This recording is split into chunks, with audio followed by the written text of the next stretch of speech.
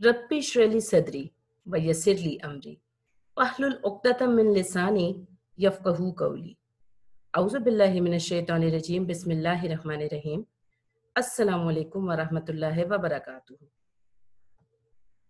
आज हम हसरत मोहानी की गज़ल मुसीबत भी राहत फ़िज़ा हो गई है पढ़ेंगे। पहले गज़ल की तशरीह की जाएगी। गज़ल का शेर नंबर 1 है, मुसीबत भी राहत फ़िज़ा हो गई है, मुसीबत भी राहत फ़िज़ा हो गई है, तेरी आरज़ू मेहरबान हो गई है। सबसे पहले शेर की तशरीह करते हुए हम हवाला शेर तहरीर करेंगे। हम जानते हैं कि गज़ल का हर शेर एक इकाई होता है, यही वजह है कि गज़ल का कोई नाम नहीं होता।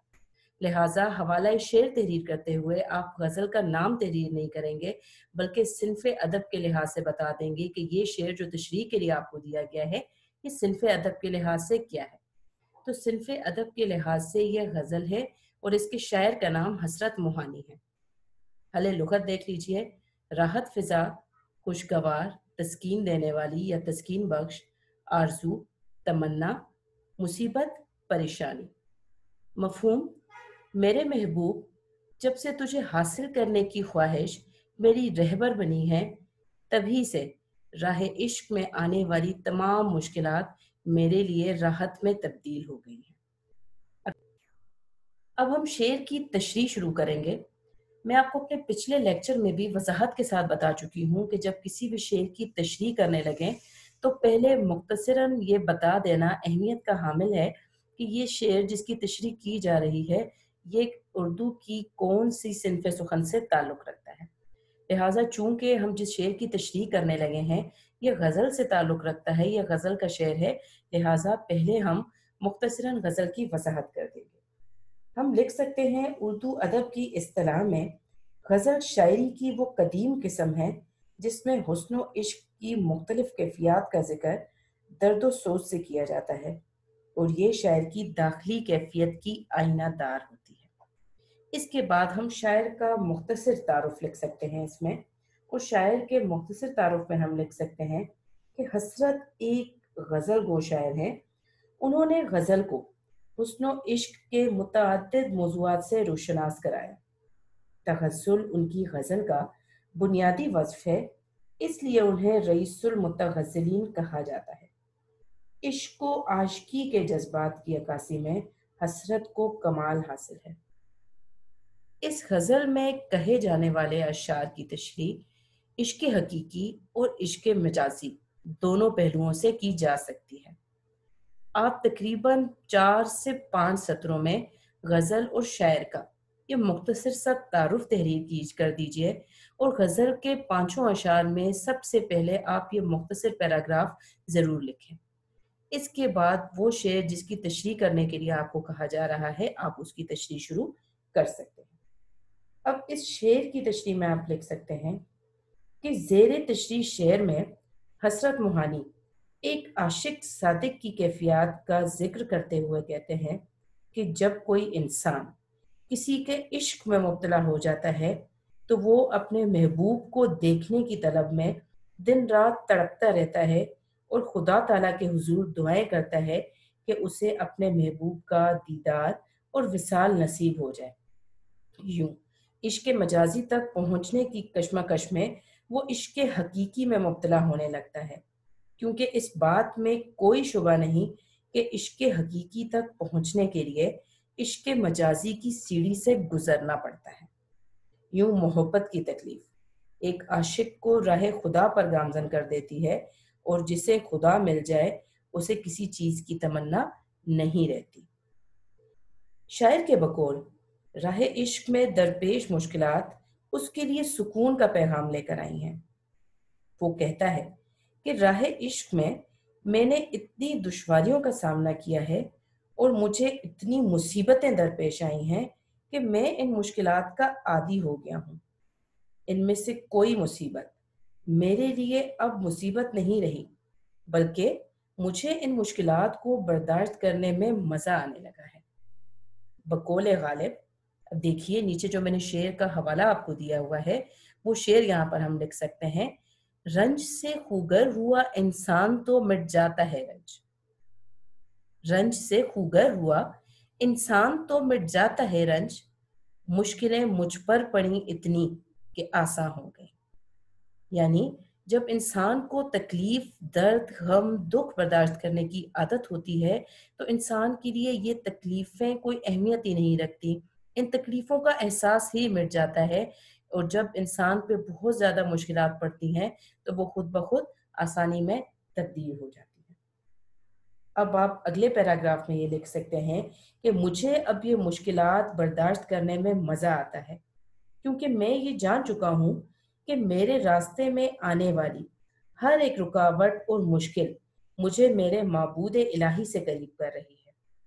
अब अगर ये मुश्किलात बर्दाश्त करते हुए मुझे मौत भी आ जाए तो मुझे कोई गम नहीं, क्योंकि मौत मेरे और मेरे रब के दरमियान हायल वो आखिरी पर्दा होगी जिसके उठ जाने से मेरी अपने रब से मिलने की देरीना ख्वाहिश पूरी हो जाएगी। लिहाजा मैं हंसी खुशी मोहब्बत के इस दुश्वार गुजार रास्ते पर चला जा रहा हूँ, जिस रास्ते का इख्तिताम एक अच्छी मंजिल है और वो मंजिल अल्लाह ताला से विसाल की मंजिल है। अब दूसरा शेर जो मैंने आपको दिया वह इधर हवाले का, वो शेर आप आखिर में लिख सकते हैं। चला जाता हूँ हंसता खेलता मौजे हवादिस में, चला जाता हूँ हंसता खेलता मौजे हवादिस में, अगर आसानियां हो जिंदगी दुश्वार हो जाए। शेर नंबर 2 देख लीजिए। ये वो रास्ता है दियारे वफा का, जहां बातें सरसर सबा हो गई है। हवाले शेर में हम लिख लेंगे सिनफे अदब, इसकी गजल है, शायर का नाम हसरत मोहानी। हले लुगत में मुश्किल अल्फाज हमारे पास आ रहे हैं। दियार यानी कूचा, मुल्क या शहर। सरसर आंधी या तेज हवा को कहा जाता है। बादे सरसर तेज हवा, तेज आंधी, जबकि आंधी होती ही तेज हवा है। सबा सुबह की जो हल्की खुशगवार और ठंडी हवा होती है उसको बादे सबा कहा जाता है। शेर का मफहूम देख लीजिए। राह मोहब्बत वो रास्ता है जहां से गुजरते हुए तुंदो तेज हवाएं भी बादे सबा में तब्दील हो जाती हैं। शेर की तशरीह देख लेते हैं। सबसे पहले जो आपको मैं बता चुकी हूँ पहले शेर की तशरीह करते हुए कि आप पहला पैराग्राफ जो कि 4 से 5 सत्रों पर मुश्तमिल होगा उसमें मुख्तसरन गज़ल की वजाहत कर दीजिए, इसके साथ साथ शायर का मुख्तसर तारुफ की तहरीर कर दीजिए। इसके बाद आप तशरीह करेंगे उस शेर की जो अभी आपको दिया गया है, यानी ये वो रास्ता है दियारे वफा का जहां बात सरसर सबा हो गई है। अब इस शेर की तशरीह करते हुए आप इश्क हकीकी के पहलू के लिहाज से इसे डिस्कस करेंगे या इस पर तबादला ख्याल करेंगे। आप लिखिए, शायर इश्क हकीकी को अतिया खुदाबंदी समझता है। वो कहता है कि मोहब्बत के सफ़र में मंजिल तक पहुंचना और मंजिल मकसूद को हासिल करना एक आशिक का मकसद ज़िंदगी होता है। चूंकि इस राह पुरखार पर कदम रखना और मंजिल पर पहुंचने के लिए मुश्किलात के बावजूद सफ़र जारी रखना एक आशिक की अपनी ख्वाहिश होती है, लिहाजा वो रास्ते की दुश्वारियों को या वो रास्ते की मुश्किलात को खातिर में नहीं लाता। उसे राह इश्क में दरपेश ये मुश्किलात ही महसूस नहीं होती। उसे ये मुसीबतें मुसीबतें महसूस ही नहीं होती, बल्कि ये मुश्किलात उसके इश्क में, उसके शौक में और इजाफा करती हैं। बकौल शायर, अब देखिए जो पहला हवाले का आपको मैंने शेर दिया है, ये शेर लिख लीजिए, क्योंकि पहले मैंने जो आपको तशरीह करवाई, इस तशरीह में बताया कि जो मुश्किलात राह इश्क में आती हैं, ये मुश्किलात एक आशिक को मुश्किलात नहीं लगती, बल्कि ये उसके शौक में, उसके इश्क में, उसकी मोहब्बत में मजीद इजाफा करती हैं। तो इन्हीं जज्बात की नुमाइंदगी करता हुआ शेर अब आप लिख सकते हैं।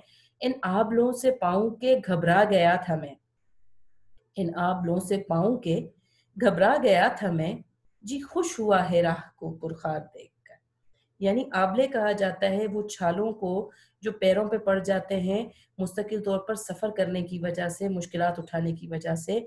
शायर कहना चाह रहा है कि जो मेरे पाँव में चलते चलते आबले पड़ गए थे उनसे मैं घबरा गया था, खौफजदा हो गया था, लेकिन अब जब मैंने अपने रास्ते में कांटे देखे हैं, यानी जब मेरी मुश्किलात में मजीद इजाफा हो गया है, तो मैं इन कांटों को देखकर खुश हुआ हूँ। یعنی ان کانٹوں سے کیا ہوگا؟ ان کانٹوں پر جب وہ اپنے آبلوں سے بھرے ہوئے پاؤں رکھے گا، چھالوں سے بھرے ہوئے پاؤں رکھے گا، تو یہ کانٹے اس کے ان آبلوں کو ختم کر دیں گے۔ ختم کس طریقے سے کر دیں گے؟ جب وہ کانٹے اس میں چبھیں گے تو ان آبلوں کے اندر جو ایک مواد بھرا ہوا ہے وہ باہر نکل آئے گا۔ دیکھا جائے تو اس چیز سے تکلیف میں اضافہ ہوگا ایک عاشق کی، لیکن وہ خوش ہے کہ کم از کم اس کے پاؤں، اس کی جان چھوٹ جائے گی اپنے پاؤں کے آبلوں سے۔ تو اس شعر کی وضاحت آپ نے نہیں لکھنی، یہ شعر کی وضاحت صرف آپ کو میں نے سمجھانے کے لیے کی ہے۔ آپ صرف یہاں پر جب حوالہ دیں گے تو یہ شعر ہی لکھ دیں گے۔ یہ شعر لکھنے کے بعد آپ دوسرا پیراگراف لکھ سکتے ہیں۔ یہ حقیقی شعر ہے جس میں شاعر اپنے شوق کو بیان کرتے ہوئے کہتے ہیں کہ میں اپنے مالک حقیقی سے بے پناہ محبت کرتا ہوں، اور میرے دل میں یہ تمنا موجود ہے کہ میں اس کی طرف جانے والے راستے پر سفر کروں تاکہ اپنے رب سے ملاقات کا شرف حاصل کر سکوں۔ چونکہ میں رب تعالیٰ سے ملاقات کا خواہش مند ہوں، تو میں یہ بھی جانتا ہوں کہ اللہ تعالیٰ سے ملاقات کی ایک ہی صورت ہے کہ میری اس فانی زندگی کا خاتمہ ہو جائے، میری اس زندگی کے دن ختم ہو جائیں۔ میں جانتا ہوں کہ جو ہی میری زندگی کے دن ختم ہو جائیں گے تو ہی مجھے اپنے رب عظیم کا دیدار نصیب ہوگا۔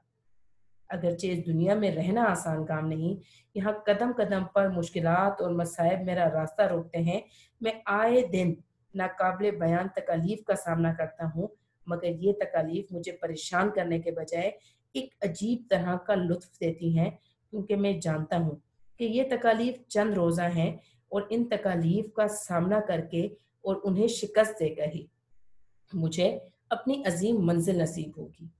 بس حوادث زمانہ کی تند و تیز آندھیاں مجھے جسم و جان کو سکون بخشنے والی ٹھنڈی اور پر لطف ہوائیں لگتی ہیں۔ بے شک عشق خدا بندی ایک توفیق عظیم ہے جو صرف اس کے منتخب کردہ افراد کو بخشی جاتی ہے۔ اب یہ دیکھیے، بخشنے کا ایک توفیق کا عشق کے لیے ذکر ہوا کہ عشق توفیق ہے، تو میں نے اس سے ملتا جلتا ایک شعر، حوالے کا شعر آپ کو دے دیا ہے، تو آپ اس شعر کی تشریح کا اختتام اس شعر سے کر سکتے ہیں۔ کوئی سمجھے تو میں ایک بات کہوں، کوئی سمجھے تو میں ایک بات کہوں، عشق توفیق ہے گناہ نہیں۔ اس شعر کے ساتھ ہی آپ اپنی تشریح کا اختتام کر سکتے ہیں۔ اگلا شعر دیکھ لیجئے جو کہ ہے شعر نمبر 3۔ میں درماندہ اس بارگاہ عطا کا، میں درماندہ اس بارگاہ عطا کا گنہگار ہوں، ایک خطا ہو گئی ہے۔ شعر کی تشریح کرتے ہوئے سب سے پہلے حوالہ شعر تحریر کر دیجئے، یعنی صنف ادب یہ غزل ہے، جبکہ شاعر کا نام حسرت موہانی ہے۔ اس کے بعد لکھ لیجئے حل لغت۔ 3 مشکل الفاظ اس شعر میں آئے ہیں، ایک ایک کر کے تینوں لکھ لیجئے۔ پہلا لفظ ہے درماندہ، یعنی بچھڑا ہوا، قافلے سے جدا، الگ ہو جانے والا۔ بارگاہ، دربار، بارگاہ عطا، اللہ کا دربار یا وہ دربار جہاں سے کوئی انسان کچھ حاصل کرتا ہو، اسے کچھ ملتا ہو۔ اس شعر کا مفہوم ہے کہ میں ایک گناہ گار انسان ہوں اور ایک خطا ہونے کے سبب اللہ تعالیٰ سے جدا کر دیا گیا ہوں۔ شعر کی تشریح کرتے ہوئے سب سے پہلے، جیسے کہ میں آپ کو پہلے بتا چکی ہوں، غزل کی وضاحت اور شاعر کا مختصر تعارف ایک 4 سے 5 سطروں پر مبنی پیراگراف میں تحریر کر دیجیے۔ اس کے بعد آپ دوسرے پیراگراف میں لکھ سکتے ہیں، یعنی دوسرا پیراگراف جب آپ اس شعر کی تشریح کرنے لگیں تو آپ اس میں یہ لکھ سکتے ہیں کہ اس شعر میں شاعر نے ایک تلمیح کا استعمال کیا ہے۔ یہ وہ تلمیح ہے جو حضرت آدم علیہ السلام کے جنت سے نکالے جانے والے واقعے کی جانب اشارہ کرتی ہے۔ حضرت آدم علیہ السلام تمام نسل انسانی کے جد امجد ہیں، یعنی ان کے والد ہیں، انسانوں کی نسل چلی ان سے۔ جب اللہ تعالیٰ نے حضرت آدم علیہ السلام کو پیدا کیا تو انہیں جنت میں بھیجا اور حکم دیا کہ وہ وہاں سے ہر ایک چیز کھا سکتے ہیں ماں سوائے ایک درخت کے پھل کے، یعنی وہ منع کیے گئے کہ ایک درخت کے پھل کے علاوہ وہ سب کچھ کھا سکتے ہیں۔ لیکن شیطان نے حضرت آدم علیہ السلام کو بہکا کر انہیں دھوکے سے اس درخت کا پھل کھانے پر مجبور کر دیا جس کی ممانعت تھی یا جس کا پھل کھانے سے انہیں منع کیا گیا تھا۔ लिहाजा शैतान के बहकावे में आकर हजरत आदम अलैहिस्सलाम ने शजरे ममनुआ का फल खा लिया। हजरत आदम अलैहिस्सलाम ने जब उस दरख्त का फल खा लिया तो हुक्म खुदा की पासदारी ना करने की बिना पर उन्हें जन्नत से निकालकर जमीन पर भेज दिया गया और अपनी खताओं का एतराफ करने की बिना पर एक मर्तबा फिर उनका दाखिला जन्नत में मुमकिन बना दिया गया। लेकिन इस मर्तबा जन्नत में दाखिले के लिए बुनियादी शर्त हर हाल में इताअत खुदाबंदी करार पाई।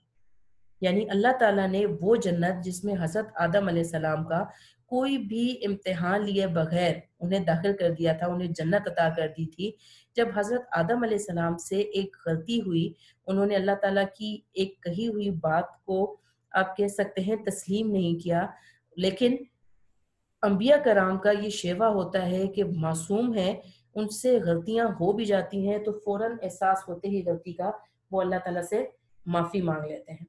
लिहाजा हज़रत आदम अलैहिस्सलाम ने भी गलती का एहसास होते ही जब अल्लाह ताला से माफ़ी मांग ली तो अल्लाह ताला ने उन्हें माफ़ कर दिया। लेकिन इस मर्तबा अल्लाह ताला ने ये एक शर्त रख दी उनके सामने कि अगर अब आप जन्नत हासिल करना चाहते हैं तो आपको जन्नत कमानी पड़ेगी। यानी पहले तो मैंने आपको बगैर किसी किस्म की रियाज़त के, मेहनत के, कोशिश के जन्नत अता कर दी थी, लेकिन इस मर्तबा अगर आप जन्नत हासिल करना चाहते हैं तो आपको मेहनत करनी पड़ेगी और अपने आप को अहल साबित करना पड़ेगा जन्नत का। लिहाजा हज़रत आदम अलैहिस्सलाम को ज़मीन पर भेज दिया गया, जन्नत में उनका दाखिला एक मर्तबा फिर मुमकिन बना दिया गया। लेकिन इस मर्तबा जन्नत में दाखिले के लिए बुनियादी शर्त हर हाल में अताअत खुदाबंदी करार पाई। इंसान यानी आप और मैं इन्हीं हज़रत आदम अलैहिस्सलाम की औलाद में से हैं।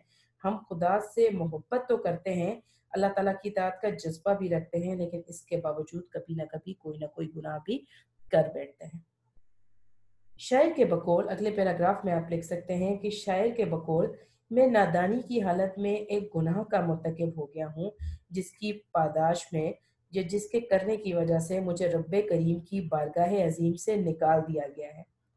मैं अपने इस गुनाह पर शर्मिंदगी का शिकार हूँ और इस बात का इकरार करता हूँ कि खताकारी, गलती और गुनाह इंसानी फितरत का हिस्सा है, जबकि ज़ात खुदाबंदी हर किस्म की खताओं से पाक और बाला है। मैं अपने तमाम गुनाहों और खताओं का एतराफ़ करता हूँ। मैं सर से पाँव तक गुनाहों में लिथड़ा हुआ हूँ और तुझसे तेरे रहमो करम का तालिब हूँ। तू करीम है, तू रहीम है। गुनाह करना और गलतियाँ किए जाना मेरी फितरत में शामिल है, जबकि मेरे गुनाहों में पर्दा डालना और माफ़ी मांगने पर मुझे बख्श देना तेरी शान है। अब आप हवाले का ये शेर लिख सकते हैं, सरापा मासियत में हूँ, सरापा मगफिरत वो है। सरापा मासियत में हूँ, सरापा मगफिरत वो है। खता कोशी रविश मेरी, खता पोशी है काम उसका। अब आप इसके बाद लिख सकते हैं थोड़ा सा, अगर आप वजाहत करना चाहें इश्क मजाजी की इसी शेर में, तो आप ये लिख सकते हैं कि शायर इस शेर में कहना चाहता है कि इश्क बहुत सब्र तलब होता है और बारगाहे महबूब में हर लम्हा मोहतात रहना पड़ता है, क्योंकि यहाँ पर आशिक की छोटी सी गलती महबूब के गुस्से और नाराजगी का सबब बन सकती है। लिहाजा हसरत कहते हैं कि एक ज़माना था जब मेरा महबूब मुझ पर लुत्फ़ो इनायत करता था और मैं हर दम उसकी मोहब्बत में सरशार रहता था, लेकिन अनजाने में मुझसे ऐसी क्या ख़ता हुई है कि मेरा महबूब मुझसे अब बात करना भी पसंद नहीं करता। उसकी लुत्फ़ो इनायत का सिलसिला ही मुनक़ता हो गया है और अब मैं अपने महबूब के दर से दूर अपनी ख़ताओं पर पछताते हुए सोचता हूँ कि काश बारगाहे महबूब के मिजाज का ख्याल रखा होता। तो आप एक पैराग्राफ में इश्क मजाजी के पहलू के हवाले से भी इस शेर की तशरीह कर सकते हैं। और इस तशरीह के जो दूसरा पहलू है, पहला पहलू था इश्क हकीकी का, जिसमें मैंने तलमी की सारी वजाहत कर दी थी। दूसरा पहलू आपको मैंने समझा दिया इश्क मजाजी का। इश्क मजाजी में आपने जब वजाहत कर दी, जो चीज़ आपको मैंने समझाई, तो आप आखिर में शेर लिख सकते हैं, निकलना खुल्द से आदम का सुनते आए हैं लेकिन, निकलना खुल्द से आदम का सुनते आए हैं लेकिन, बहुत बेआबरू होकर तेरे कूचे से हम निकले। शेर नंबर 4 देख लीजिए, तेरे रुतबा दाने मोहब्बत की हालत, तेरे रुतबा दाने मोहब्बत की हालत तेरे शौक में क्या से क्या हो गई है। सबसे पहले हम लिखेंगे हवाला शेर। हवाला शेर में हम लिखेंगे सिन्फ़े अदब है ये गज़ल, जबकि शायर का नाम है हसरत मोहानी। इसके बाद हम तहरीर कर लेंगे हले लुग़त। दो अल्फाज हमारे पास आ रहे हैं, बल्कि चले तीन अल्फाज हम लिख लेते हैं। पहला लफ्ज़ है रुतबा दाने मोहब्बत, यानी मोहब्बत के मकाम व मर्तबे से आशना या मोहब्बत के मकाम व मर्तबे को जानने वाला। तेरे तेरे के लिए इस्तेमाल हुआ है। और शौक का मतलब है मोहब्बत, शौक से मुराद ली गई है मोहब्बत। शेर का मफहूम है मेरे महबूब, तेरी चाहत में तेरे आशिकों की हालत बदतर हो चुकी है, यानी बदतर या बदतरीन हो चुकी है, बहुत बुरी हो चुकी है। अब हम तशरीह की इब्तिदा करते हैं। जैसे कि पहले आपको मैं बता चुकी हूँ कि पहले पैराग्राफ में, जो कि 4 से 5 सत्रों पर मबनी होगा, आप गज़ल की वजाहत और शायर का मुख्तसर तारुफ तहरीर कर देंगे। इसके बाद आप लिख सकते हैं कि ज़ेरे तशरीह शेर में हसरत मोहानी राह इश्क में आने वाली तकालीफ का जिक्र करते हुए कहते हैं कि इश्क के मराहिल बड़े कठिन होते हैं। यही वजह है कि जब अल्लाह ताला से मोहब्बत करने वाला शख्स अल्लाह ताला की खातिर इश्क व मोहब्बत की मनाजिल तय करता जाता है, तो वो अपनी ज़ाहिरी हालत और ज़ाहिरी कैफियत से बेपरवाह और गाफिल हो जाता है। उसे ना दौलत की आरजू रहती है और ना शोहरत की तमन्ना। वो तो बस इश्क इलाही में डूबा रहता है। उसे अपने कपड़ों और ज़ाहिरी हालत का होश नहीं रहता। शायर अपनी ज़ाहिरी हालत की तब्दीली का जिक्र करते हुए कहता है कि इश्क का जाम पीने से पहले वो ज़ाहिरी नमूदो नुमाइश और दुनिया को बहुत अहमियत देता था, लेकिन खालिक हकीकी से इश्क ने उसे दुनिया की तरफ से बेगाना कर दिया है। लेकिन ये भी हकीकत है कि अल्लाह ताला से इश्क की बाजी वो बाजी है जो आशिक हार भी जाए तो मात नहीं खाता। अब आप हवाले का शेर लिख सकते हैं, गर बाजी इश्क की बाजी है जो चाहो लगा दो डर कैसा। गर बाजी इश्क की बाजी है जो चाहो लगा दो डर कैसा। गर जीत गए तो क्या कहना, हारे भी तो बाजी मात नहीं।